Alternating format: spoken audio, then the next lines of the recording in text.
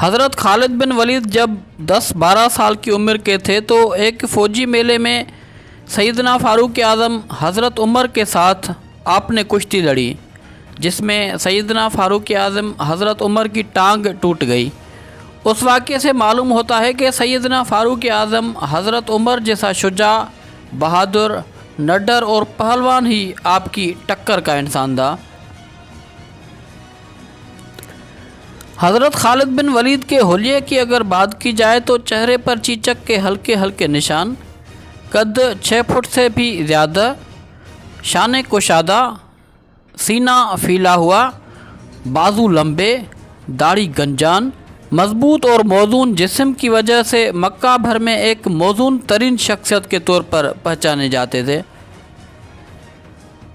ناظرین، حضرت خالد بن ولید کے بارے میں جانا جاتا ہے کہ اس نے اپنی زندگی میں کئی جنگیں لڑی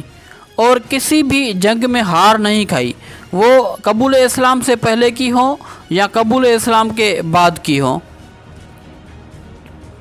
آئیے ان مقامات کا ذکر کرتے ہیں جہاں حضرت خالد بن ولید نے جنگیں لڑی۔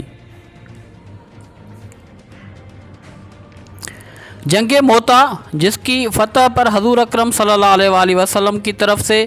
آپ کو سیف اللہ کا خطاب ملا۔ فتح مکہ، جنگ حنین، محاصرہ طائف، محاصرہ تبوک، دومۃ الجندل، نجران، طلیحہ سے جنگ، یمامہ، جنگ سلاسل، جنگ دریا، جہنم والجا، ہیرا، انبار، عین التمر، دومۃ الجندل میں دوسری جنگ، خطرناک سفر، جنگ اجنادین، تسخیر دمشق، تسخیر حمص، یرموک، کاظمہ، بذاخہ، ابلا، بناج، نکرا، مزار، تیمہ، مکنہ، ماہان، ایلا، عمان، عزا، بصرہ، موصل، تومر، بیروت، نصیبین، شیزر،